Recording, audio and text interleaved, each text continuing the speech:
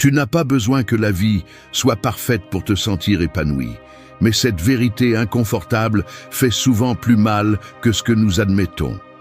Nous avons été entraînés à poursuivre le bonheur comme s'il s'agissait d'un trophée que l'on gagne lorsque tout s'aligne, lorsque l'approbation arrive ou lorsque les problèmes disparaissent. Mais la réalité est différente. Tu peux avoir tout ce dont tu as rêvé et pourtant te sentir vide. C'est le piège.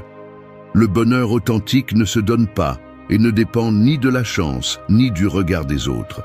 Il se construit de l'intérieur, avec des habitudes qui exigent décision et discipline, pas seulement de bonnes intentions. Si tu attends que la motivation tombe du ciel, tu resteras piégé dans la même insatisfaction que toujours. La vie ne te doit pas l'épanouissement. C'est à toi de le fabriquer. C'est ici que la philosophie stoïque cesse d'être une théorie et devient un outil inconfortable mais puissant. Ce qui compte, ce ne sont pas les circonstances, mais comment tu choisis d'y répondre. Il n'y a pas de raccourci ni de formule vide. Il faut entraîner l'esprit comme on entraîne un muscle, avec constance, avec des limites, avec une honnêteté brutale. Le bonheur se construit, il ne se trouve pas. Ta paix a un prix, tes habitudes quotidiennes. Si tu cherches quelque chose de facile, cette vidéo n'est pas pour toi. Mais si tu es prêt à cesser de perdre du temps en apparence et à commencer à prendre un contrôle réel de ton bien-être, voici 8 leçons qui vont bouleverser ta façon de vivre. 1. Apprécie ce que tu as déjà aujourd'hui. Je vais le dire tout de suite, il y a une partie de moi, et probablement de toi, qui trouve toujours une excuse pour ne pas être satisfait. Chaque fois que j'obtiens quelque chose, ce mécanisme mental s'active et me fait voir cela comme insuffisant ou presque invisible.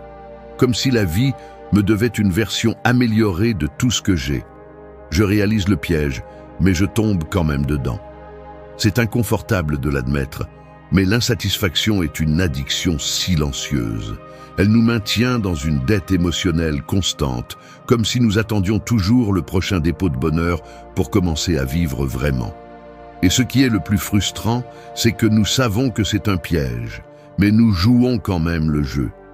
Nous sommes assis devant une table pleine de ressources, mais notre attention est fixée sur la nourriture qui arrive à la table d'à côté. C'est une posture confortable et en même temps lâche, car choisir de voir ce qui manque est plus facile que de prendre la responsabilité de ce que l'on a déjà. La mauvaise habitude de dévaloriser ce que l'on possède transforme chaque jour en une course d'endurance où l'on n'atteint jamais la ligne d'arrivée. Ainsi, le présent devient un filtre déformant où tout ce qui est précieux perd de sa clarté et où seule l'absence est amplifiée. La vérité inconfortable est que si tu n'entraînes pas ta capacité à apprécier ce que tu as aujourd'hui, tu ne reconnaîtras jamais le bonheur même si tu es face à lui. Peu importe combien tu obtiens, ni combien d'objectifs tu coches sur ta liste. Si ton attention est programmée pour le manque, tu vivras toujours dans un déficit affectif. Il y a un prix à payer pour cette habitude, et il est élevé. Tu perds du temps, tu perds la paix, tu perds des relations. La gratitude n'est pas un exercice agréable pour le soir. C'est un réajustement radical de la perception, un entraînement brutal de l'esprit pour cesser de se saboter. Il ne s'agit pas de se résigner ni de tomber dans l'autosatisfaction, mais de se concentrer sur ce qui est réellement à ta portée et d'en tirer parti. Parce que si tu ne le fais pas, la vie te file entre les doigts en attendant quelque chose qui n'arrivera peut-être jamais. Le bonheur n'arrive pas, il se reconnaît. C'est la ligne qui sépare ceux qui mûrissent de ceux qui restent piégés dans l'adolescence émotionnelle. Ne te laisse pas tromper en pensant que valoriser ce que l'on a est une attitude passive. C'est une décision inconfortable, car cela implique de cesser de se comparer, de cesser d'alimenter le mensonge, selon lequel le bien-être est toujours un pas en avant. Tu dois décider de couper les excuses à la racine. Chaque fois que tu retardes la gratitude, tu renforces la fracture dans ton caractère qui te fait sentir insuffisant. Et oui, c'est difficile. C'est difficile de regarder autour de soi et d'accepter que, même si tu n'as pas tout, tu as plus que suffisant pour construire quelque chose de significatif aujourd'hui. Attendre le bonheur parfait est une forme de lâcheté. Il est plus facile de blâmer le manque de quelque chose d'extérieur que de faire face à sa propre incapacité à apprécier le présent. Rien n'est suffisant pour celui qui ne sait pas apprécier. C'est la dure vérité, sans embellissement. Le premier pas n'est pas de rêver grand, ni de chercher des formules magiques. C'est de cesser de regarder par la fenêtre et de commencer à nettoyer son propre terrain. Fais l'inventaire réel de ce que tu as, de ce que tu es et de ce que tu as accompli, aussi petit ou imparfait que cela puisse paraître. Ce n'est qu'ainsi que tu pourras briser le cycle de l'insatisfaction et commencer à construire sur une base solide. La gratitude consciente n'est pas un ornement ni une mode. C'est l'outil le plus direct pour désactiver le pilote automatique du manque. Si tu la pratiques, le bonheur cesse d'être une promesse lointaine et commence à se sentir comme un investissement émotionnel qui porte déjà ses fruits. Ne te cache pas derrière la plainte facile. Fais face à la réalité avec les ressources que tu as et fais en sorte que cela en vaille la peine. Le bonheur est une décision inconfortable, mais il est à la portée de ceux qui osent le choisir aujourd'hui. 2. Choisis ton attention, pas tes circonstances. La réalité est simple et en même temps brutale. Tu ne peux pas contrôler ce qui se passe en dehors de toi, mais tu peux décider où tu mets ton attention. C'est la véritable frontière entre se sentir victime ou protagoniste de sa vie. Beaucoup s'obsèdent à changer les circonstances comme s'ils pouvaient façonner le monde à leur guise, et se frustrent encore et encore lorsque la vie ne répond pas à leurs attentes. C'est un piège mental qui épuise, car pendant que tu consacres de l'énergie à lutter contre ce qui ne dépend pas de toi, tu négliges le seul terrain que tu peux vraiment travailler, ton focus. L'esprit, si tu le laisses sans entraînement, devient une usine à scénarios négatifs, comparaisons inutiles et préoccupations pour des choses qui ne sont même pas sous ton contrôle. Ainsi, tu perds de vue le pouvoir concret que tu as chaque jour, choisir sur quoi tu te concentres et comment tu interprètes ce qui se passe.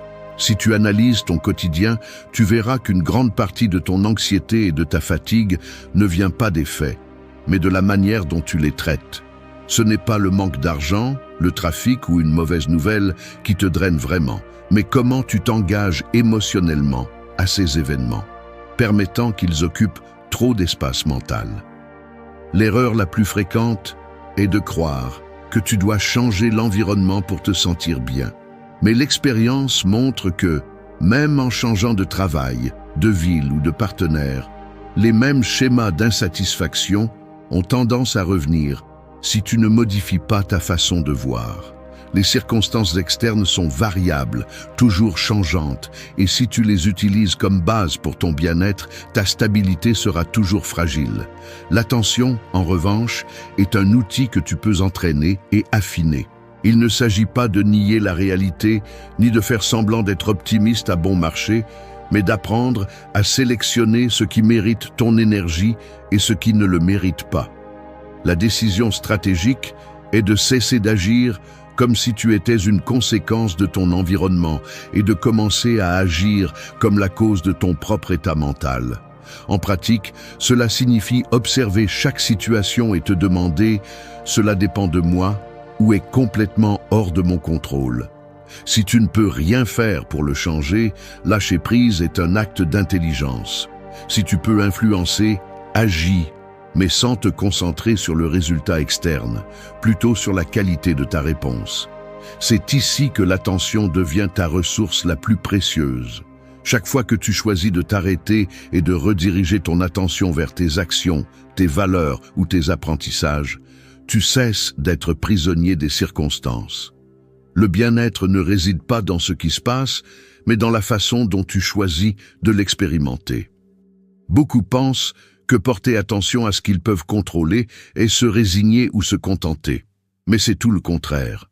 C'est prendre le contrôle de ton propre processus.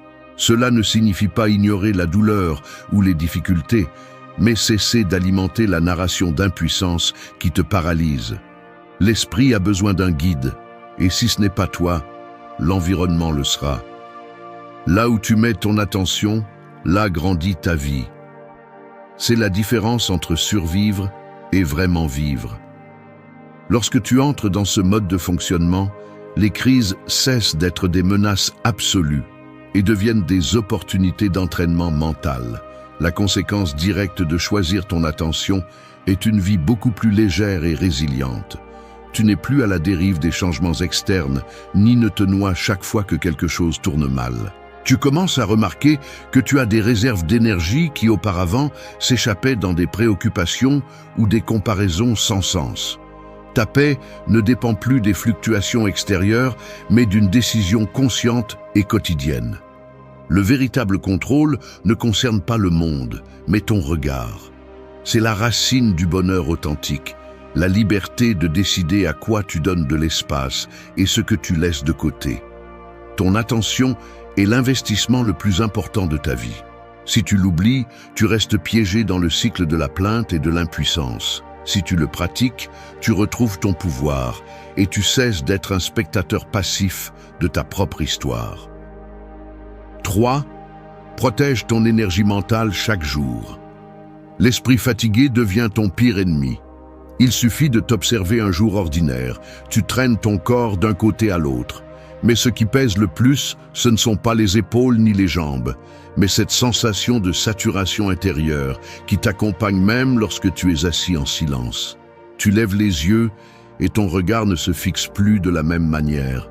Tout semble flou, comme si la vie perdait en définition à force d'être mentalement épuisée. Chaque notification sur le téléphone, chaque message qui s'immisce au milieu de tes pensées est un petit coup, mais constant, qui draine ton énergie sans que tu t'en rendes compte. Ta capacité de réponse s'engourdit. Tu commences à réagir par réflexe plutôt que par décision, et chaque problème simple se transforme en un fardeau supplémentaire que tu ne sais pas où mettre. Il y a des gestes qui trahissent l'épuisement. Tu te frottes le front à la recherche de clarté, tu soupires plus longtemps que d'habitude, tu te surprends à choisir le chemin le plus court juste pour économiser ton énergie mentale. L'esprit saturé est comme un sac à dos rempli de choses inutiles que tu n'oses pas vider. Tu accumules des opinions d'autrui, des nouvelles que tu ne peux pas changer, des critiques que tu n'avais pas besoin d'entendre, et peu à peu, ce fardeau vole de l'espace à ta propre pensée. Le quotidien devient plus difficile. Prendre de petites décisions, comme quoi manger ou à qui répondre en premier, se transforme en une tâche lourde parce que ton attention est fracturée en 1000 morceaux. Ce que peu de gens admettent, c'est que cette fatigue n'est pas une coïncidence, c'est le résultat de négliger tes propres limites. Nous prenons soin de notre corps avec de la nourriture, du repos et de l'exercice, mais nous laissons l'esprit à la merci de tout ce qui arrive. Nous permettons à quiconque d'entrer et de laisser sa marque. Une opinion inutile, une comparaison absurde, un problème d'autrui qui ne te concerne pas. Tu deviens le dépotoir de l'anxiété globale et ensuite tu te demandes pourquoi tu ne peux pas trouver une seconde de paix. Protéger ton énergie mentale n'est pas un luxe ni une mode, c'est une nécessité urgente si tu ne veux pas que ta vie devienne un reflet de la confusion générale. La discipline mentale commence par des gestes concrets. Tu fermes l'ordinateur quand il n'y a plus rien d'urgent, tu mets ton téléphone en silencieux, même si le monde continue de tourner, tu te donnes 5 minutes sans stimuli avant de dormir. Le silence est dérangeant au début, il semble vide, mais c'est le seul espace où ton esprit peut se nettoyer et retrouver de la force. La différence est brutale. Lorsque tu te permets cette respiration, la clarté revient, les idées coulent sans effort, et ton humeur cesse de dépendre de ce qui se passe à l'extérieur. Le soin psychologique est un exercice quotidien, aussi réel que de se laver le visage après une longue journée. Il faut rincer l'esprit de tout ce qui n'est pas le tien. Il ne suffit pas de le savoir, il faut le pratiquer même si l'environnement exerce une pression. Les limites mentales se manifestent dans de petites actions. Tu dis non à des conversations qui ne font qu'ajouter du poids. Tu choisis intentionnellement quelles informations tu laisses entrer, tu détectes à temps quand ta tête commence à être surchargée et tu décides de t'arrêter avant d'atteindre la limite. La paix ne se trouve pas, elle se construit. Si tu ne filtres pas ce que tu consommes, ton esprit devient une décharge émotionnelle. Prendre soin de ton énergie mentale est un acte de respect de soi. Si tu le comprends, tu cesses d'être une cible facile pour la manipulation, l'épuisement et l'insatisfaction constante. Le résultat de cette habitude est tangible. Les idées s'organisent, l'anxiété diminue et ta capacité à affronter le quotidien grandit. Ce n'est pas de la magie, c'est une conséquence. Le vrai bonheur commence lorsque tu prends au sérieux le travail de te protéger, de te donner de l'espace, de te fixer des limites à toi-même et aux autres. N'attends pas de t'effondrer pour le comprendre. Chaque jour, ton énergie mentale est la ressource la plus précieuse que tu as. Défends-la comme tu défendrais ta santé physique, sans excuse, sans procrastination. Un esprit clair est la base de toute vie qui en vaut la peine. Sans cette protection, tout le reste s'effondre. 4. Entoure-toi uniquement de relations authentiques. Tu vas à une réunion et tu ressens le poids de l'obligation. Tu salues, tu souris par inertie, tu réponds à des questions qui ne t'intéressent pas et intérieurement, tu comptes les minutes en attendant que le temps passe. Tu regardes autour de toi et tu remarques que la plupart des gens sont en pilote automatique, suivant le script social. Il y a des conversations qui sonnent creux, des rires qui ne naissent pas de l'authenticité mais du devoir, et des gestes qui cherchent l'approbation plus qu'une véritable rencontre. Tu termines la journée avec la sensation épuisante d'avoir été entouré de beaucoup de monde, mais de personnes vraiment proches. Tu te demandes pourquoi, si apparemment tu as de la compagnie, tu continues à ressentir une sorte de vide qui ne se remplit pas avec la présence physique des autres.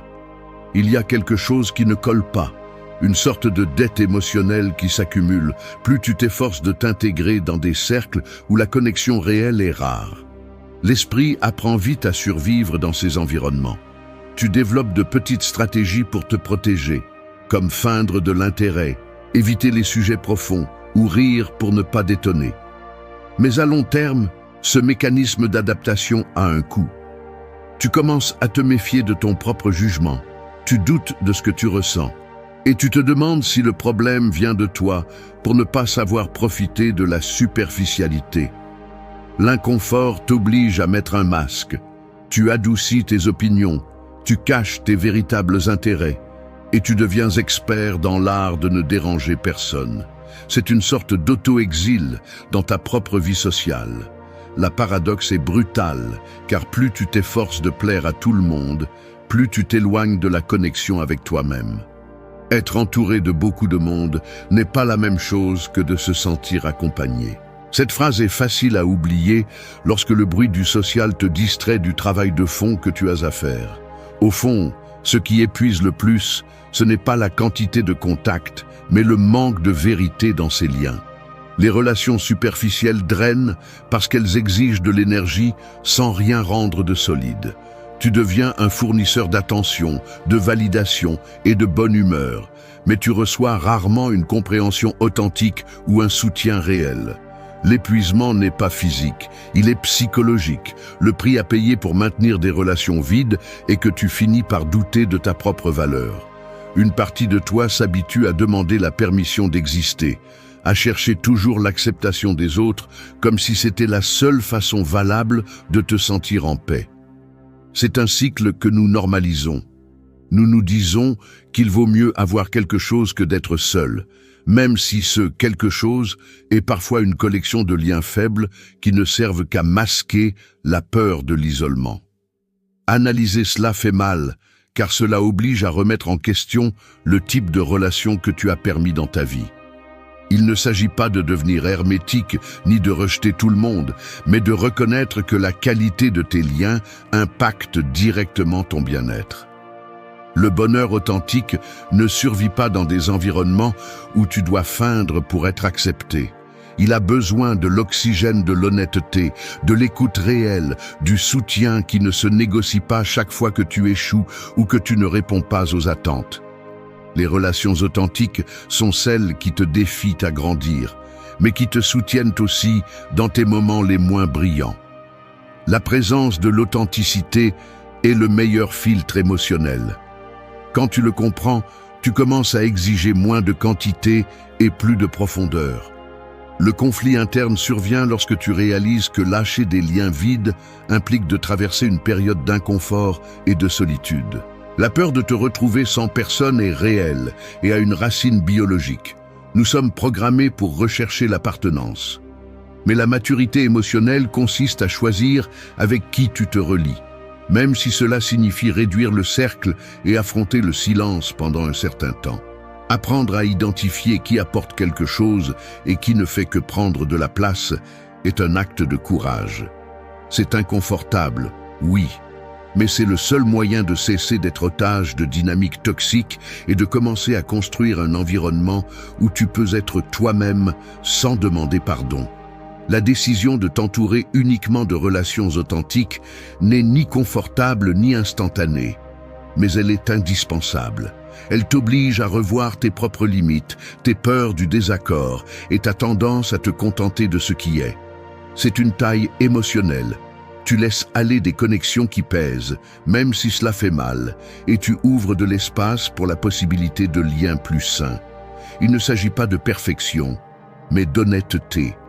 Au final, le véritable bonheur grandit dans le terreau fertile des relations authentiques, où tu peux te détendre, baisser ta garde et être vu tel que tu es. Si tu ne choisis pas qui est à tes côtés, tu finis entouré de gens qui te font sentir plus seul que tu ne l'étais. Prendre soin de ton environnement relationnel est un acte de respect de soi radical. Et ce travail, bien que personne ne le voie, définit la qualité de ta vie bien plus que n'importe quel accomplissement extérieur. 5. Fais de la place pour le silence intérieur. Fais l'exercice mental d'observer un verre d'eau auquel personne ne prête attention. Il ne fait pas de bruit, il n'occupe pas d'espace, il n'exige pas d'applaudissements, ni ne regarde la caméra. Il est simplement là et dans cette présence silencieuse réside son pouvoir. Il contient l'essentiel sans besoin de décoration ni de justification. C'est ainsi que ton intérieur devrait fonctionner. Mais la plupart préfèrent remplir ce verre jusqu'à le faire déborder avec des conversations inutiles, des opinions recyclées et un besoin absurde de documenter chaque seconde. Le silence intérieur est une ressource sous-estimée, et je ne le dis pas pour avoir l'air profond. Je le dis parce que l'incapacité à supporter la tranquillité est l'une des principales causes de l'insatisfaction moderne. Il y a ceux qui se plaignent de ne pas trouver le bonheur, mais qui ne supportent pas le vide de ne rien faire, comme si la valeur personnelle dépendait de la quantité de stimuli qu'ils accumulent dans la journée. La vérité est que l'inconfort face au silence est le symptôme d'un esprit qui a peur de lui-même. Arrête de chercher des excuses pour remplir chaque minute de distraction. L'habitude de vérifier le téléphone chaque fois qu'il y a une seconde libre, d'allumer la télévision parce que tu ne supportes pas tes propres pensées, de narrer ta vie pour un public invisible est le raccourci parfait pour perdre le contact avec toi-même. L'idée de rester seul avec tes idées sans filtre t'effraie, comme si le silence était un ennemi dont il faut se défendre. Mais la réalité est brutale. Tant que tu ne seras pas capable de rester seul avec toi-même sans fuir, tu resteras un étranger dans ta propre vie. Le plus grand auto-illusion est de penser que tu as besoin de plus d'informations, de plus de validation, de plus de bruit pour te sentir complet. La véritable plénitude se construit justement au moment où tu es capable de ne rien faire et pourtant de te sentir entier. Prends la responsabilité de cette faiblesse. Ce n'est pas un petit défaut, c'est une fracture dans le caractère qui s'aggrave avec le temps. Tu deviens dépendant du bruit extérieur parce que tu n'as pas appris à tolérer le poids de ta propre présence. Si ton bonheur dépend de stimuli constants ou de l'approbation que tu obtiens en partageant tout, tu vis de près émotionnels. Le silence intérieur n'est ni ennui ni résignation. C'est l'entraînement le plus difficile et nécessaire pour quiconque aspire à grandir. Si tu ne peux pas supporter d'être en silence, tu ne peux pas non plus soutenir une vie pleine. Celui qui ne supporte pas son silence ne se connaît ni ne se respecte. C'est la réalité que la plupart esquivent. Ne tombe pas dans le piège de penser que le silence n'est qu'une mode wellness. C'est une décision radicale. Elle t'oblige à faire face à tout ce que tu évites lorsque le monde est silencieux. Tu dois regarder en face tes anxiétés, tes insécurités, tes insatisfactions sans anesthésie. Cela te semble-t-il dur? Eh bien, c'est la tâche. Le silence intérieur ne se donne pas, il se conquiert à force de pratiques inconfortables. Si tu es de ceux qui ont besoin de musique, de notifications ou de conversations pour ne pas devenir fou, il te manque du courage pour te connaître. Le silence n'est pas vide, c'est un espace pour organiser tes pensées, pour voir ce qui compte vraiment et arrêter d'agir en pilote automatique. C'est là que se filtre la vérité. Ce que tu ne supportes pas en silence, tu le traînes toute ta vie. L'excuse classique est « je ne peux pas, mon esprit ne s'arrête pas ». Cette phrase est le drapeau blanc de ceux qui ont renoncé à entraîner leur attention. Au lieu de te résigner, mets-toi vraiment mal à l'aise. Éteins tout, reste immobile et écoute ce qu'il y a. N'attends pas la paix instantanée. Au début, le silence va te déranger comme une nouvelle chemise qui ne s'ajuste pas encore. Mais si tu as la discipline de traverser ce malaise, tu commences à découvrir qu'en dessous du bruit, il y a des réserves de clarté, de force et de créativité qui n'apparaissent jamais sous pression. Le silence inconfortable est la préface de l'authenticité. Si tu ne l'occupes pas, d'autres le rempliront pour toi avec des attentes extérieures. Fais de la place pour le silence intérieur et arrête de vivre comme un reflet de ce que l'environnement dicte. Le bonheur authentique n'a pas besoin de public ni d'applaudissements. Il a juste besoin que tu oses t'écouter sans filtre. Si tu ne peux pas le faire, tu n'es pas prêt à vivre pleinement. 6. Prioriser les expériences sur les apparences. J'admets qu'il y a une partie de moi qui a tendance à se soucier de la façon dont ma vie est perçue de l'extérieur, même si je sais parfaitement que cette obsession ne m'apporte rien de réel. C'est inconfortable de l'accepter, mais l'impulsion de montrer une bonne image, de sembler que tout est en ordre, que j'ai des expériences dignes d'être vues et approuvées, pèse parfois plus que le simple fait de les vivre. Ce n'est pas seulement un symptôme personnel, c'est une distorsion qui est devenue presque universelle. Nous confondons la qualité d'une expérience avec la valeur que les autres lui attribuent, ou la validation qu'elle peut obtenir dans n'importe quelle vitrine, physique ou numérique. Le mécanisme est prévisible.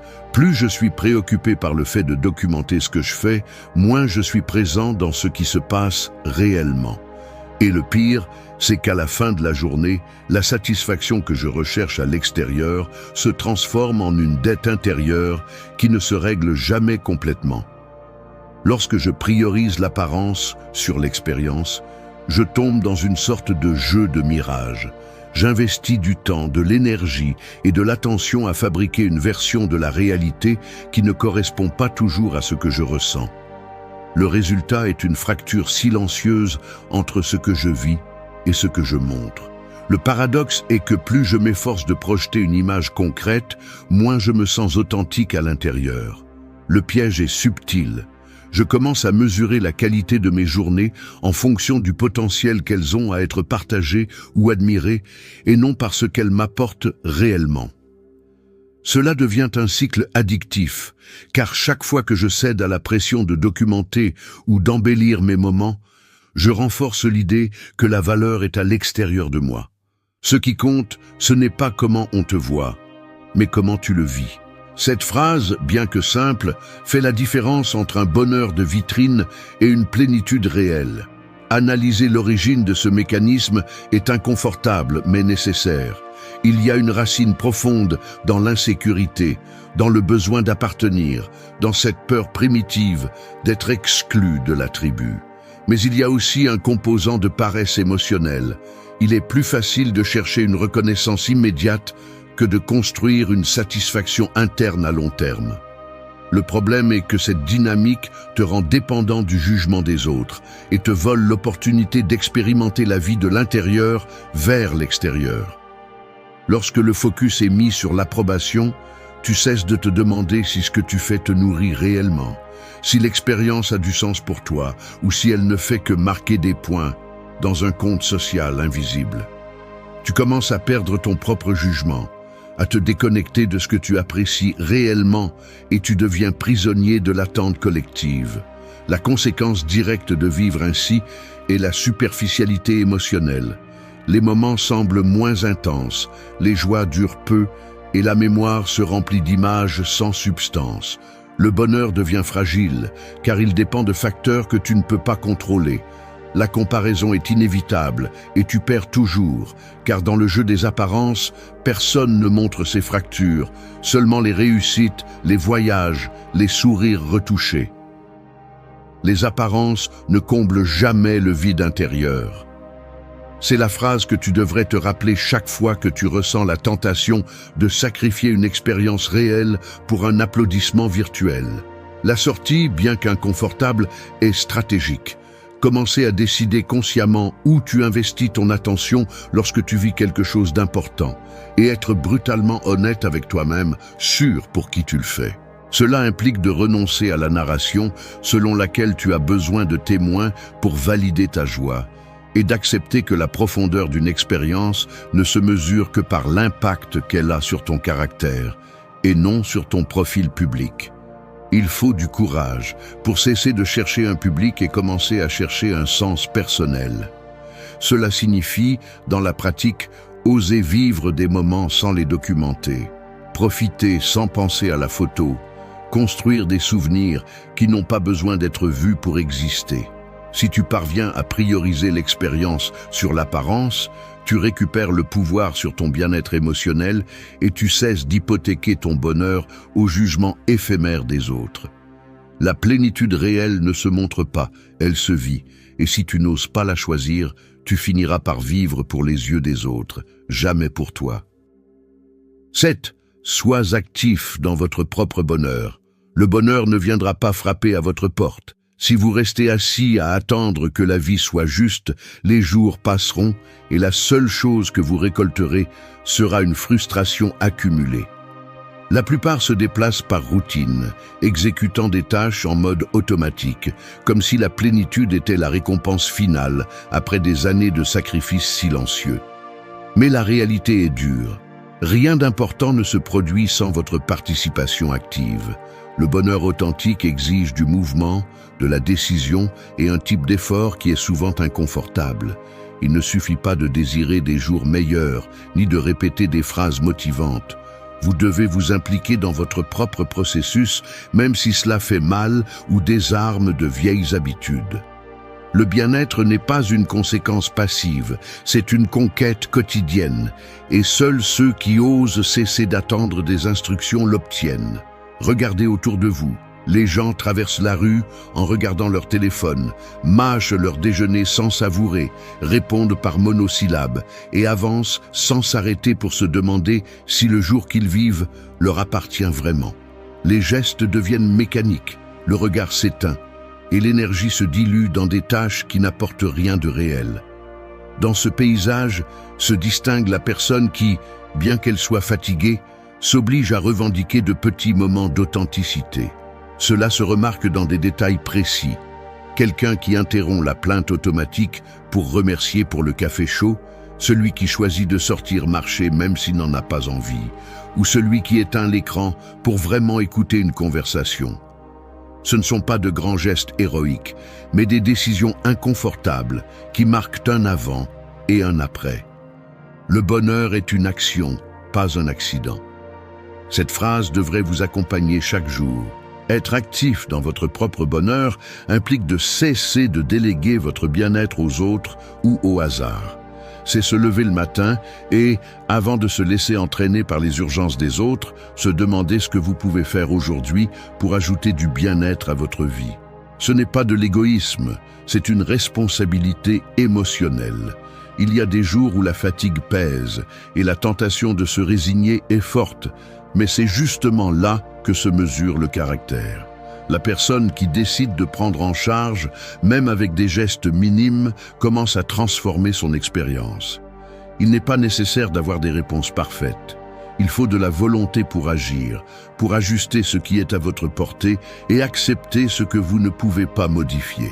La différence entre survivre et vivre réside dans ces petites interventions que vous choisissez chaque jour, même si l'environnement invite à la passivité ou à la plainte. Être actif ne signifie pas forcer une fausse joie, ni nier les moments difficiles. Cela signifie se regarder en face lorsque vous tombez dans l'engourdissement et secouer l'inertie.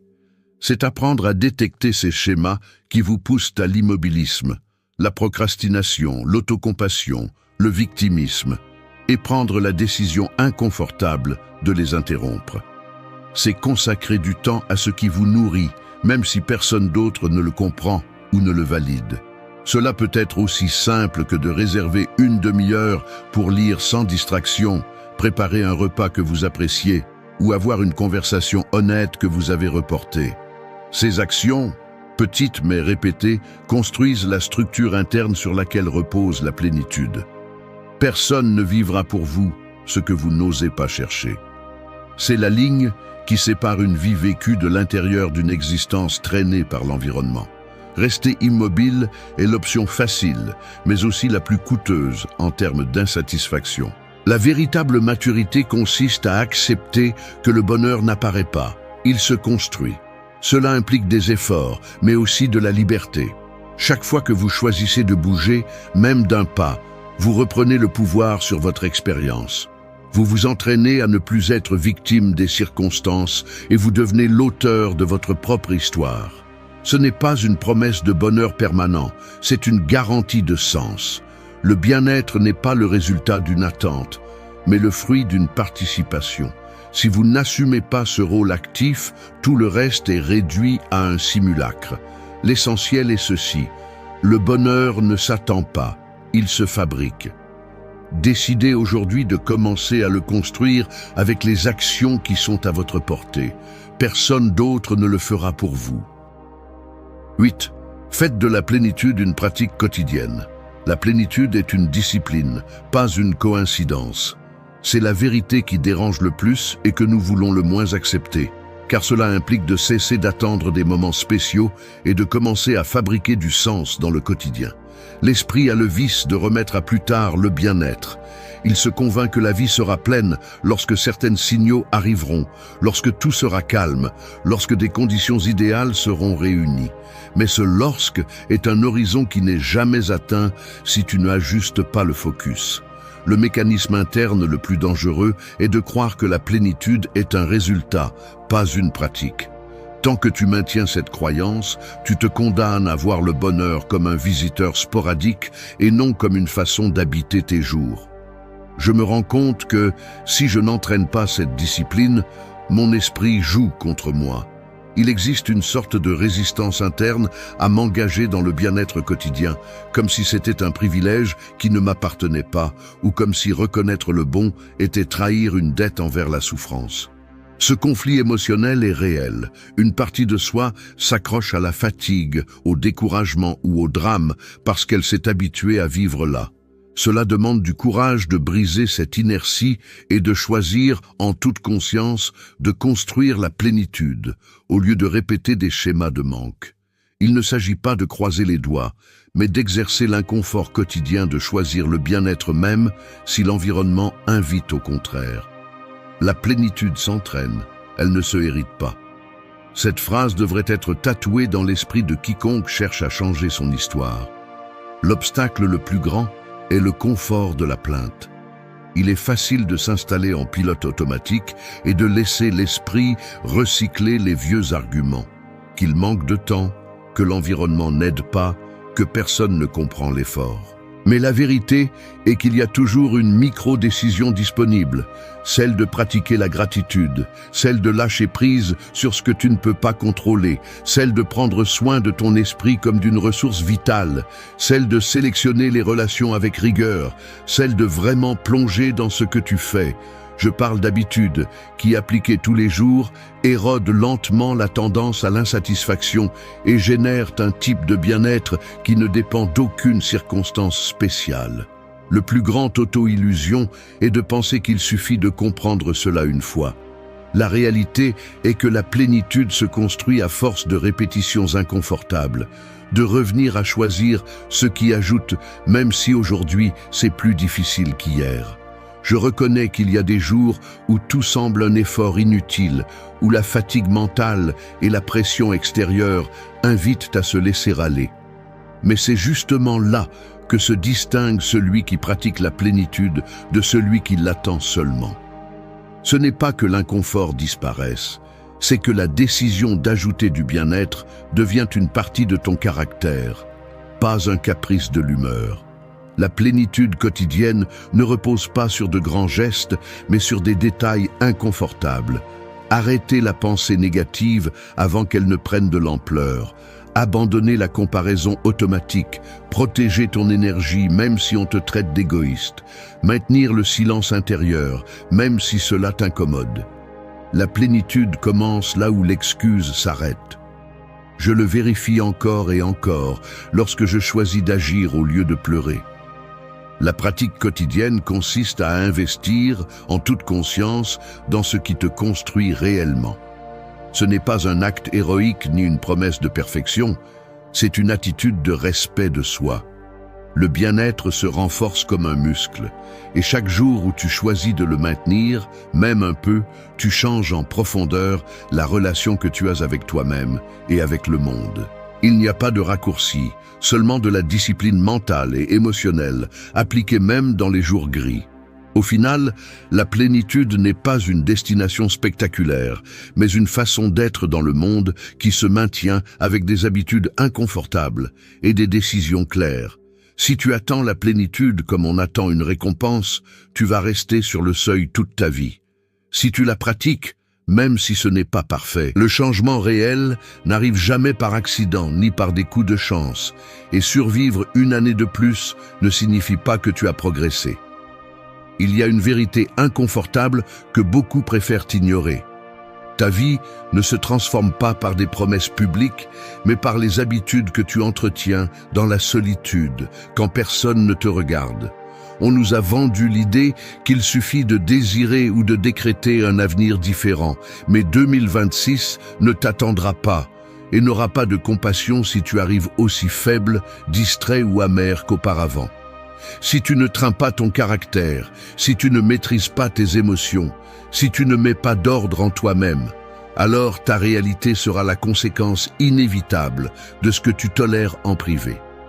Il ne s'agit pas de se motiver avec des phrases vides, mais de reconnaître le prix psychologique de ne pas prendre de décision ferme.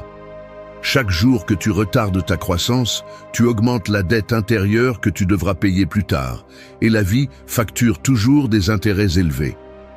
Le stoïcisme et la foi authentique ne promettent pas une existence facile, mais ils offrent des mécanismes pour résister, reconstruire et choisir ta réponse face à l'adversité.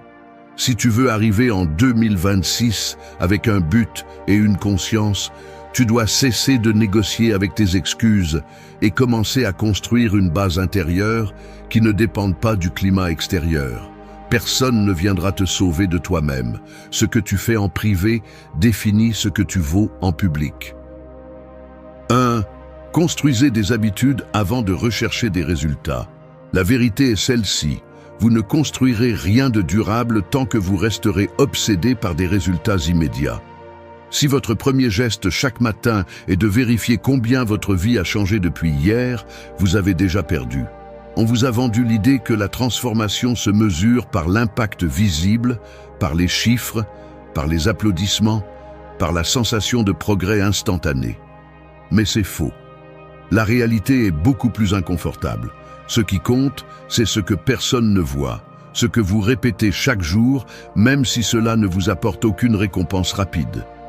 Les résultats sont la conséquence inévitable de ce que vous faites en privé, quand personne ne vous surveille, quand vous n'avez personne à impressionner ni de qui vous cacher. Le problème, c'est que la plupart choisissent de vivre piégés dans l'anxiété du résultat, sautant d'objectif en objectif, comme si le simple fait de le désirer ou d'essayer quelquefois suffisait. C'est l'auto-tromperie du débutant. Confondre l'enthousiasme avec le changement réel, confondre l'intention avec l'habitude, confondre le rêve avec la discipline quotidienne. Ce n'est pas un manque d'information, c'est un manque de volonté pour supporter le vide entre l'action et le résultat. Et ce vide se remplit presque toujours d'excuses, de procrastination et de ce désir toxique de gratification immédiate. Crois-tu vraiment que ta vie va changer parce qu'un jour tu t'es senti inspiré? Ça ne fonctionne pas comme ça.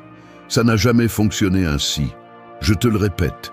D'abord, tu construis l'habitude. Ensuite, les résultats apparaissent. Tu veux de la force, mais tu fuis l'entraînement constant.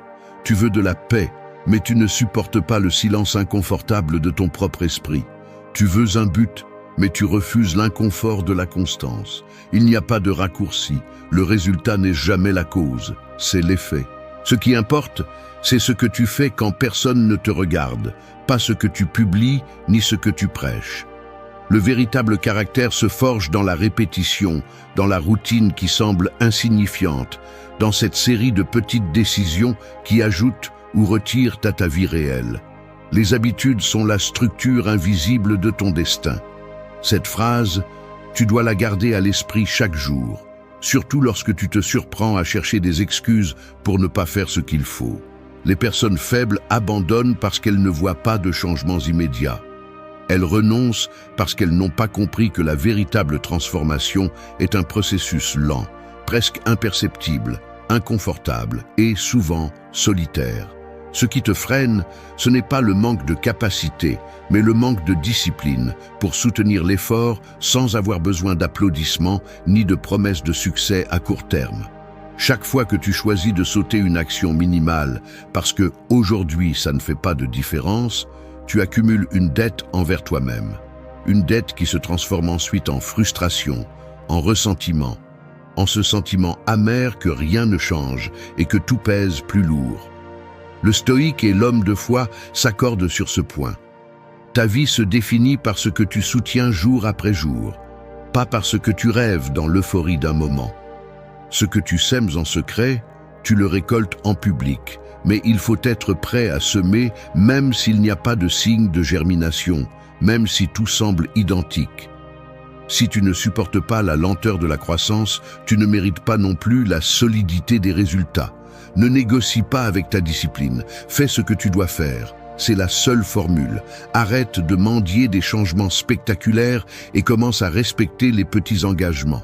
Ton caractère se fracture ou se renforce dans les détails que tu décides d'ignorer ou de respecter. Si tu espères que l'année 2026 sera différente, lâche la soif de résultats immédiats et commence à entraîner la constance, même si ça fait mal, même si personne ne le remarque, même si ça semble qu'il ne se passe rien. Parce que là, dans cet effort silencieux et obstiné, commence vraiment la transformation. 2. Sépare ta valeur de tes circonstances. Tu te lèves, tu vérifies ton téléphone et avant même que la journée ne commence, tu as déjà laissé ton humeur être influencée par la nouvelle que tu as lue, le commentaire que quelqu'un a fait sur toi, la facture qui est arrivée ou le message qui n'est pas apparu. Tout cela se produit dans les premières minutes du matin, presque sans que tu t'en rendes compte. Tu ressens cet élan de te sentir moins si les choses ne se passent pas comme tu l'espérais, ou de te gonfler si le monde t'applaudit ou te donne raison. Si la journée commence bien, tu te crois précieux. Si elle commence mal, tu te sens un fardeau.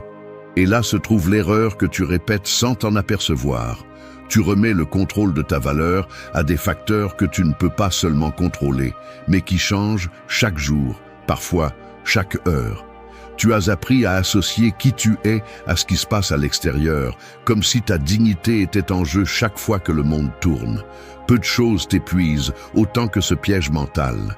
Parce que tu vis sur la défensive, mesurant ton importance par les réussites, la reconnaissance extérieure ou, pire encore, par l'absence de problème. Ainsi, chaque obstacle devient une menace personnelle, chaque critique un jugement, chaque contretemps une preuve de ta prétendue insuffisance. Mais la vérité est qu'aucune circonstance n'a le pouvoir de définir ta valeur réelle. Ce qui t'arrive n'est que le contexte, pas la mesure de ton être.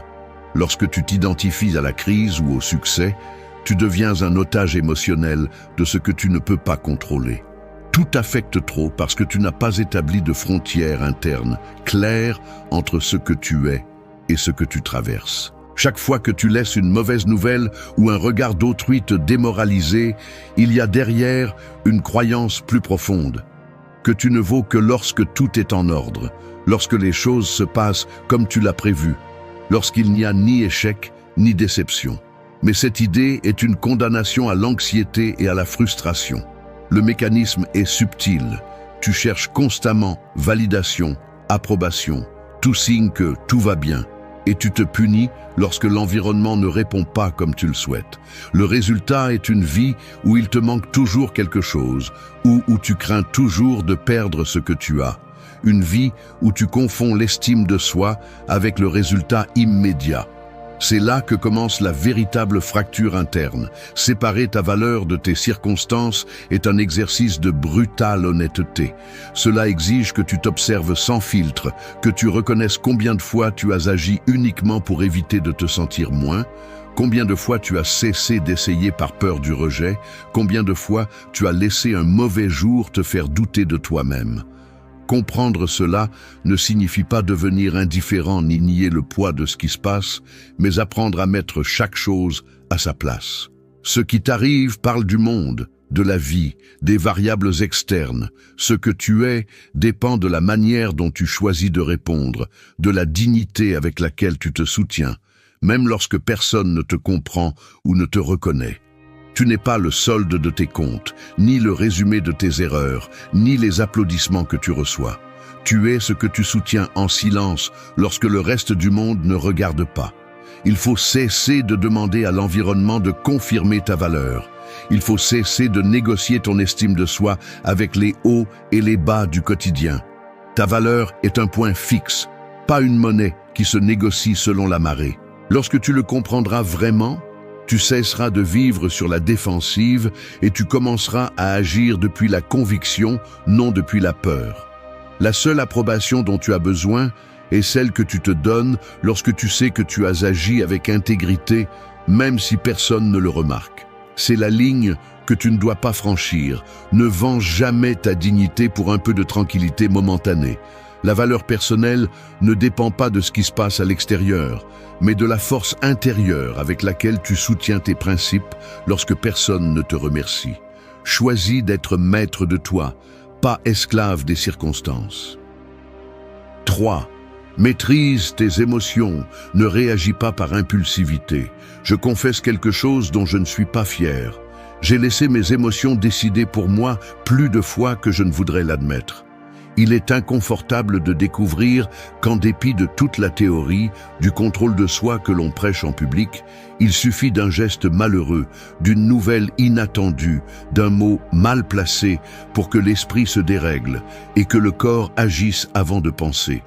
Il existe un mécanisme automatique presque invisible qui déclenche des réponses. Au moindre contact avec l'inconfort, le tempérament prend le gouvernail. Et le pire, c'est que le dommage n'est presque jamais immédiat ni scandaleux. Il s'accumule plutôt subtilement, comme une dette émotionnelle qui, jour après jour, te vole de la clarté et de la force. Chaque fois que tu réagis sans filtrer ce que tu ressens, tu remets un peu de ton pouvoir. Je te l'assure, maîtriser tes émotions n'est pas les réprimer ni les nier, mais apprendre à ne pas leur obéir aveuglément. Tu n'es pas ce que tu ressens à un instant donné, tu es ce que tu décides de faire avec ce que tu ressens. Si tu prends le temps d'observer la racine de la plupart de tes trébuchements, tu verras qu'il y a presque toujours un schéma. D'abord surgit une émotion intense, colère, peur, honte, frustration, et ensuite la réaction automatique, cette action impulsive qui semble inévitable et qui a souvent des conséquences disproportionnées. L'impulsion est un raccourci mental, une façon rapide et primitive de te protéger, mais dans la vie adulte, elle finit presque toujours par être un filtre déformé qui te fait surréagir ou te défendre contre des dangers qui n'existent plus. C'est ici que l'esprit doit intervenir. Entre le stimulus et la réponse, il existe un espace, même s'il est petit, où tu peux choisir.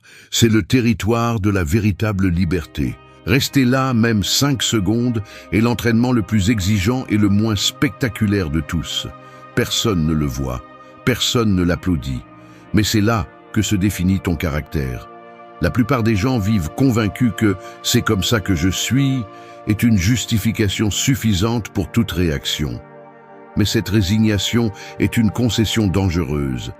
Elle t'exempte de changer et te confine dans un cercle répétitif de culpabilité et de justification. Si ton objectif est de grandir et de te maintenir avec force jusqu'en 2026 et au-delà, tu dois cesser d'être l'otage de ta propre biologie. Nomme l'émotion, ne t'identifie pas à elle, reconnais l'impulsion, mais n'obéis pas automatiquement à son mandat. La maîtrise émotionnelle n'est pas un état permanent, ni un accomplissement définitif. C'est une décision qui se répète chaque jour, à chaque interaction, à chaque désagrément qui surgit sans prévenir. Il n'est pas surprenant que les stoïciens aient tant insisté sur la pause. La pause est l'interrupteur entre la réaction animale et la réponse consciente. L'émotion n'est pas le problème. L'obéissance aveugle à elle, oui. Gravez cette phrase dans ton esprit. Le coût de vivre en réagissant est élevé. Relations fracturées, mots que tu ne peux pas retirer, opportunités perdues parce que tu as préféré le soulagement immédiat à la vision à long terme. Agir par impulsion, c'est hypothéquer ton avenir pour un soulagement très bref. L'inverse, maîtriser tes émotions, est une habitude qui se cultive chaque jour, surtout dans le quotidien. Quand tu choisis le silence au lieu de l'explosion, quand tu respires avant de répondre, quand tu décides de ne pas céder à la plainte automatique, c'est là que tu t'entraînes. Cela ne signifie pas t'anesthésier ni adopter une fausse tranquillité. Cela signifie accepter ce que tu ressens, mais décider depuis un endroit plus élevé, depuis tes principes, pas depuis le va-et-vient du moment. La maîtrise émotionnelle est le véritable muscle de la maturité. Tu ne peux rien construire de solide si tu es à la merci de tes réactions. La stabilité interne n'est pas un cadeau, c'est le résultat de la résistance à l'impulsion et de l'action depuis la conscience. Si tu cherches à transformer ta vie dans l'année à venir, commence par ici. Ne réagis pas par réflexe, réponds depuis ton but.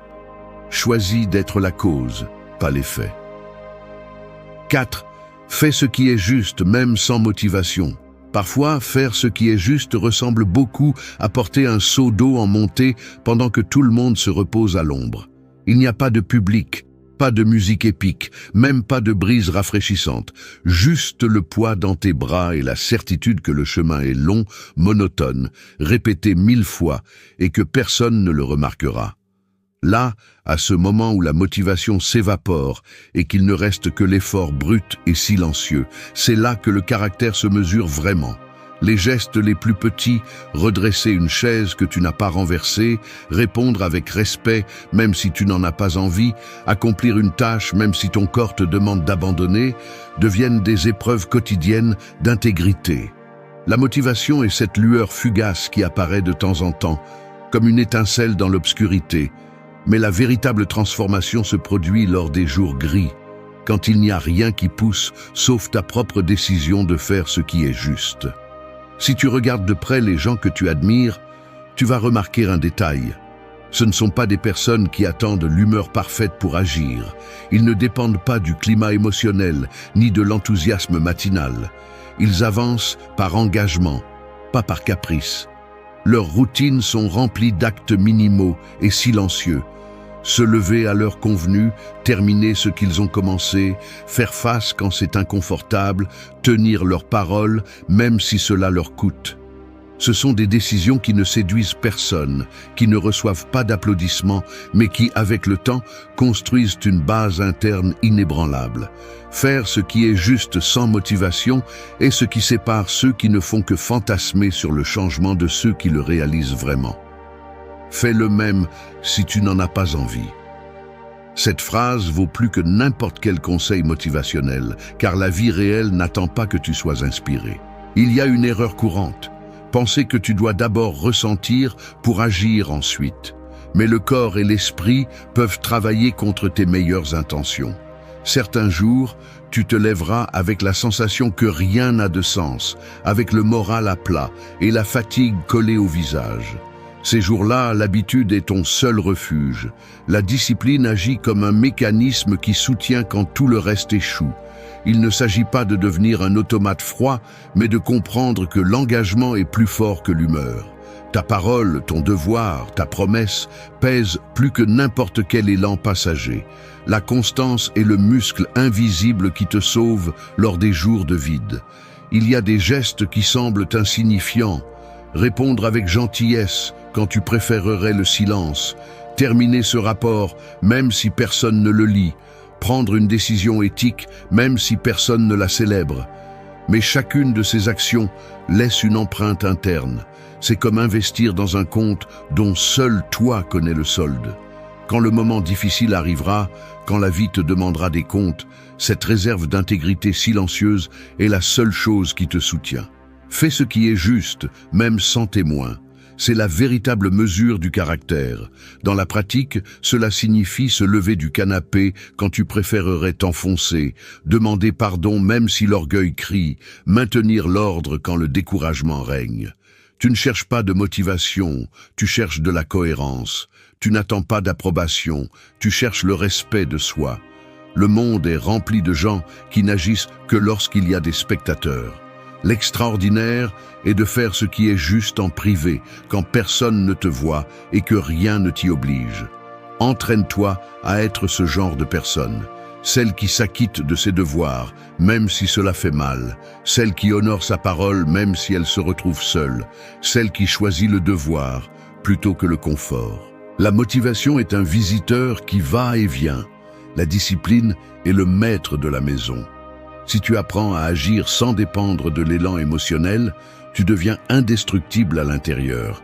Parce que la véritable force n'est pas celle qui se montre, mais celle qui se maintient quand personne ne regarde. 5. Cherche la clarté dans le silence et l'ordre. Le désordre est une excuse, pas une condition inévitable. Si ton esprit est toujours saturé, si ton environnement est un chaos silencieux, si tu ne peux pas passer 5 minutes sans chercher une distraction, alors tu t'es déjà rendu sans t'en rendre compte. Tu n'es pas victime du bruit, tu es complice. Chaque fois que tu remplis ta journée de stimuli, de conversations vides, d'écrans ouverts et de tâches sans sens, tu choisis la confusion plutôt que la clarté. Le silence n'est pas un luxe pour les moines ou les illuminés. C'est un outil brutal qui dénude tes excès et te force à affronter le désordre que tu accumules depuis si longtemps. Mais bien sûr, il est plus facile de se plaindre du manque de temps que de s'asseoir pour organiser ce qui dépend uniquement de toi. Si ta vie te semble hors de contrôle, commence par accepter ceci. Le chaos ne se résout pas tout seul, il se confronte. Il est inconfortable, mais nécessaire, de regarder l'espace physique et mental que tu as permis de se remplir de déchets. Fichiers inutiles, conversations en attente, objets empilés, pensées répétitives, décisions reportées. Tout cela pèse même si tu l'ignores. La confusion n'est pas innocente. Elle devient un filtre qui déforme ce que tu vois et te vole de l'énergie même avant que la journée ne commence. Les gens faibles attendent d'être motivés pour nettoyer leur vie. Les gens forts comprennent que la clarté n'apparaît pas par miracle. Elle se construit à la main, en éliminant ce qui est superflu et en affrontant le vide qui reste lorsque tu cesses de remplir chaque seconde de bruit. Silence et ordre, deux mots inconfortables car ils exigent de la maturité. Enlève le masque de la victime et reconnais que ton désordre est ta responsabilité. La clarté mentale naît du silence inconfortable, celui que beaucoup évitent car il expose des vérités qu'ils préféreraient ne pas voir. Lorsque tu oses mettre en pause le flux interminable d'informations, d'opinions, de demandes externes, tu découvres combien tu as reporté le travail essentiel. Mettre en ordre tes priorités, tes habitudes, tes engagements. Celui qui ne supporte pas le silence ne supporte pas non plus la vérité de sa propre vie. C'est là que se séparent ceux qui avancent de ceux qui restent bloqués dans la plainte et l'autocompassion. Le silence est une épreuve de courage, car il te laisse face à face avec ce que tu crains. Tes contradictions, tes doutes, ton manque de direction, L'ordre, pour sa part, n'est pas une question d'obsession ni d'esthétique superficielle. C'est une discipline appliquée au concret. Tu ne peux pas demander de la clarté si ton bureau est un cimetière de promesses brisées ou si ton agenda est un mosaïque d'engagements vides. Chaque objet hors de sa place, chaque tâche accumulée est une décision que tu as reportée et qui te pèse aujourd'hui comme une dette. L'ordre externe est le reflet de ton ordre interne. Si tu n'es pas capable de maintenir le minimum dans le monde physique, tu ne pourras pas non plus prendre de grandes décisions lorsque la pression réelle arrivera. Celui qui ne peut pas ordonner sa journée ne pourra pas non plus ordonner son destin. Grave cette phrase. Arrête de chercher des secrets pour te concentrer et commence par nettoyer ton espace et tes pensées. Les personnes qui obtiennent des résultats durables ne sont pas celles qui ont le plus de talent, ni celles qui trouvent l'environnement parfait, mais celles qui apprennent à créer de la clarté au milieu du bruit. Ne te laisse pas tromper, si tu ne te donnes pas de temps pour le silence, tu deviens esclave de la confusion des autres. Si tu ne ranges pas ce qui est à ta portée, le désordre te dévore de l'intérieur. La clarté est une conquête quotidienne. N'attends pas de te sentir prêt, agis. Silence pour écouter ce qui importe. Ordre pour soutenir ce que tu décides. Il n'y a plus d'excuses. Le chaos est confortable, mais il n'est jamais digne. Choisis la clarté, même si cela fait mal. 6. Pratique la gratitude, même en temps difficile. La gratitude n'est pas un luxe ni une vertu décorative. C'est une obligation brutale si tu veux survivre avec dignité au coût de la vie. Personne ne va t'offrir la sérénité ni la clarté tant que tu continues à croire que tu ne peux être reconnaissant que lorsque tout va bien. Cette pensée est un piège qui te fragilise en silence. Elle te conditionne à dépendre de l'extérieur pour trouver l'équilibre et te laisse à la dérive chaque fois que la réalité mord. L'esprit, si tu ne l'entraînes pas, devient une machine à enregistrer les manques, ce qui fait défaut, ce qui fait mal, ce qui a mal tourné. Ainsi, la souffrance ne se contente pas de te rendre visite, elle s'installe et commence à définir ton identité. Et le pire, c'est que lorsque tu t'habitues à ne voir que le mal, tu finis par croire que la vie entière est une dette, que tu es toujours en défaut, que tu n'as rien de propre à défendre. C'est inconfortable à admettre, mais parfois la douleur devient une excuse parfaite pour cesser de voir ce qui demeure. Le cerveau, conditionné par l'habitude de survivre, devient expert dans la détection des menaces et l'archivage des pertes. Mais il devient maladroit lorsqu'il s'agit d'enregistrer ce qui résiste, ce qui ne se brise pas, ce qui continue à te soutenir, même au milieu de la pénurie. Pratiquer la gratitude en temps difficile est un acte de rébellion mentale. Il s'agit de défier cette voix intérieure qui te dit que tu n'as le droit de remercier que si rien ne te manque. Il ne s'agit pas de nier ce qui fait mal, ni de déguiser la frustration avec des gestes vides, mais d'obliger la conscience à reconnaître que même dans le pire des scénarios, quelque chose reste debout. Parfois, c'est la santé qui résiste, une relation qui ne s'est pas brisée, la capacité de réessayer, ou simplement l'opportunité de continuer à apprendre. La gratitude, bien comprise, n'exige pas que tu sois aveugle à la douleur, ni que tu deviennes insensible. Elle exige, en revanche, que tu construises un filtre différent pour regarder ta vie. Un filtre qui n'ignore pas le mal, mais qui ne lui remet pas non plus le contrôle total de ta perception. Lorsque tu choisis de chercher activement ce qui demeure, le cerveau commence à enregistrer un autre type d'information. Des ressources internes, des forces que tu tenais pour acquises, de petites victoires que tu célèbres presque jamais. Cet enregistrement est fondamental car, dans les jours les plus difficiles, l'esprit a tendance à exagérer l'ampleur de la malchance et à minimiser tout reste de bien-être. C'est là que la gratitude devient une stratégie de survie psychologique. Elle t'oblige à équilibrer le compte interne, à reconnaître que tout n'est pas perdu, à éviter que la souffrance ne se traduise par une amertume permanente. Ce n'est pas facile. Il y a des jours où la gratitude semble forcée, presque ridicule, car tout pèse et la déception pèse plus que n'importe quel motif de gratitude. Mais c'est là que l'entraînement est le plus nécessaire. Il ne s'agit pas de te convaincre avec des phrases vides, ni de simuler l'optimisme.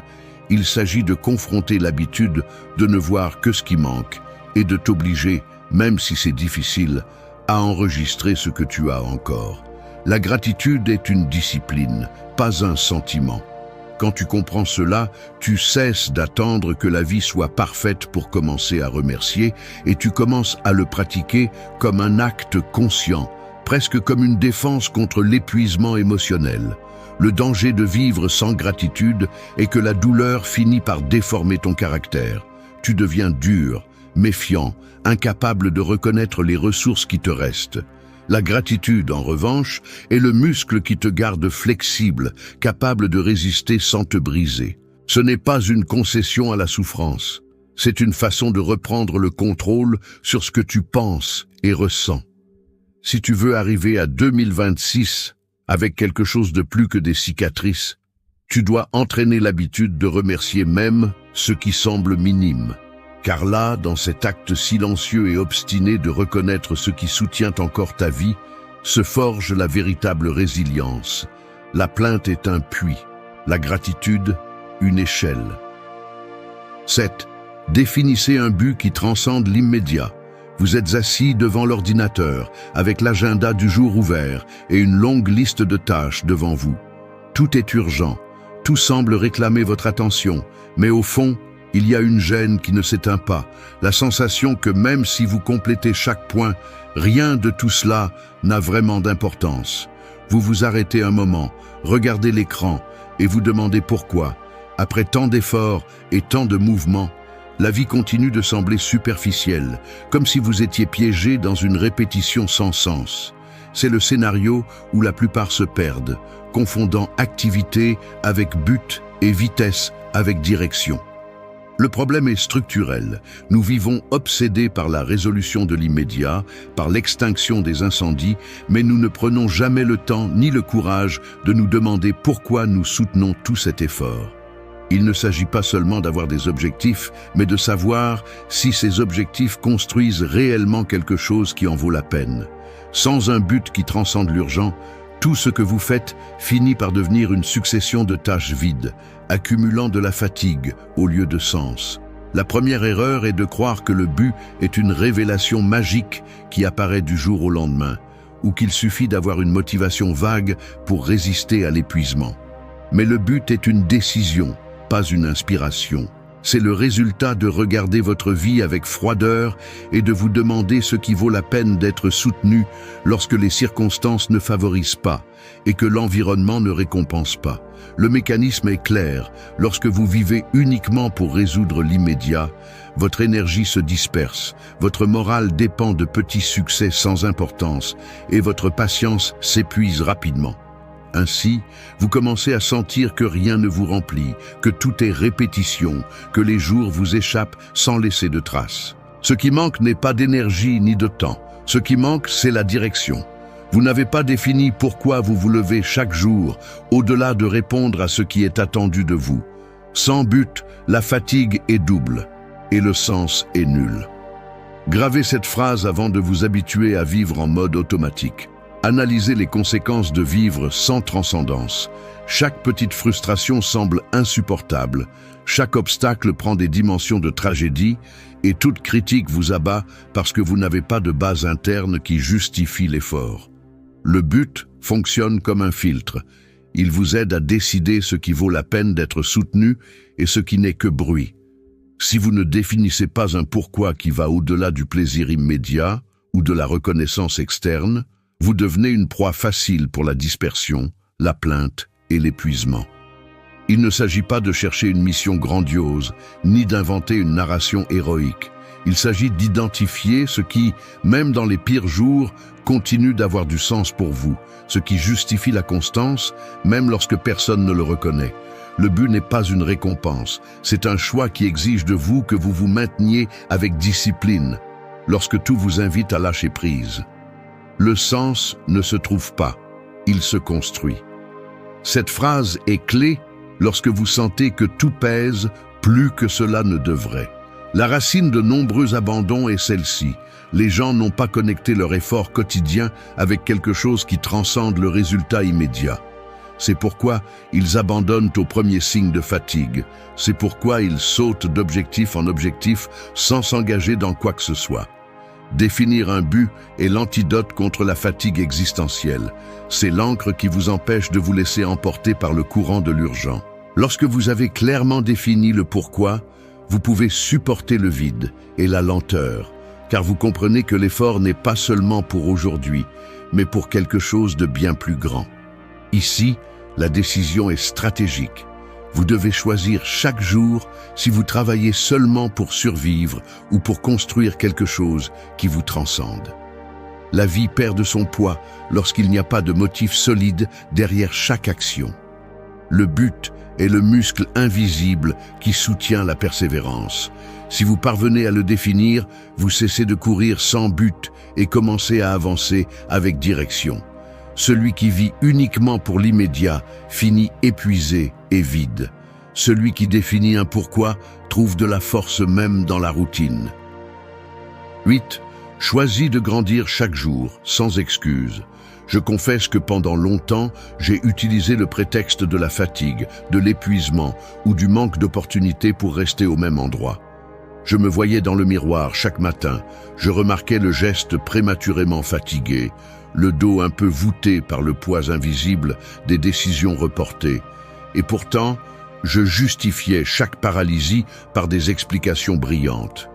Le contexte n'aide pas. Aujourd'hui n'est pas le jour. J'ai déjà fait assez. Il est inconfortable de voir comment, en silence, on normalise la médiocrité déguisée en prudence. Le rituel était presque toujours le même. M'asseoir devant une table en désordre, passer en revue mentalement ce que je devrais faire, ressentir cette gêne dans la poitrine qui avertit qu'aujourd'hui non plus, tu ne vas pas grandir, et chercher une distraction suffisamment digne pour excuser l'inertie. Rien de tout cela ne se voit de l'extérieur. Personne ne soupçonne le véritable motif derrière les pauses, les déplacements inutiles, le regard perdu entre des tâches sans sens. Il est facile de devenir expert en excuses, beaucoup plus difficile est d'accepter que la stagnation est une décision, pas une condamnation. La véritable croissance ne se produit pas lors de journées héroïques ni dans des sauts spectaculaires. Elle se construit dans la routine, dans le geste concret de choisir une action inconfortable lorsque tout invite à la remettre à plus tard. Pense à la scène. Tu restes seul après le déjeuner. L'air est lourd. Le téléphone est à portée de main. La tentation d'éviter la tâche en attente s'insinue dans chaque muscle. Là, à cet instant où la vie semble une succession de répétitions, tu as le pouvoir de décider si tu restes le même ou si tu avances même d'un millimètre. Le corps proteste avec paresse. L'esprit offre des arguments pour céder, mais le choix se remarque dans les détails. Une feuille qui se remplit d'une ligne de plus, un livre que tu ne fermes pas lorsque l'intérêt s'éteint, une conversation difficile que tu commences même si ta voix sonne maladroite. Il n'y a pas d'applaudissement pour cela. Personne ne t'observe ni ne célèbre cet effort minimal, mais c'est justement là que se forge la différence entre ceux qui flottent et ceux qui avancent. Les excuses ont une texture connue. Elles se sentent douces, justifient ton confort, t'enveloppent d'une fausse sensation de protection. Mais ensuite, lorsque la nuit tombe et que tu examines ce que tu as fait, le solde est une dette qui ne s'efface pas. La croissance n'a pas d'horaire parfait ni de saison idéale. C'est inconfortable, parfois ingrat, et presque toujours cela exige que tu trahisses le vieux moi qui veut rester immobile. Grandir, c'est choisir le malaise productif plutôt que le confort stérile. Il n'y a pas d'excuse pour rester le même. Cette phrase, tu devrais la garder en mémoire chaque fois que tu ressens la tentation de négocier avec toi-même. Le processus est brutalement simple. Détecte la moindre opportunité d'apprendre quelque chose de nouveau ou de mieux faire ce que tu fais déjà et saisis-la, même si cela semble insignifiant. Change la chaise de place si tu sais que cela améliore ta posture. Corrige un mot mal utilisé, même si personne ne le remarque. Répète le même geste 1000 fois jusqu'à ce qu'il soit bien fait. La croissance quotidienne ne se sent pas épique. En fait, la plupart du temps, elle se perçoit comme une gêne que tu préférerais éviter. Mais là se trouve le secret. L'inconfort est le seuil de l'avancement. Si tu t'habitues à l'esquiver, tu deviens expert en restant le même. Si tu l'affrontes, même si cela fait mal, tu deviens quelqu'un capable de se renouveler chaque jour. Il n'existe pas d'excuse légitime pour abandonner le processus de croissance. Ceux qui réussissent ne sont pas ceux qui ont eu le plus d'opportunités, ni ceux qui sont nés avec un talent supérieur, mais ceux qui, face à la routine, ont choisi de s'améliorer même si personne ne l'exigeait. N'attends pas le moment idéal. Ne négocie pas avec tes principes pour un peu de confort. Choisis de grandir aujourd'hui, même si toi seul le sais. Celui qui s'entraîne à avancer dans le minimum finit par conquérir le maximum. C'est la véritable victoire. La croissance est une discipline soutenue, pas une inspiration occasionnelle. Grave cette ligne dans ton comportement.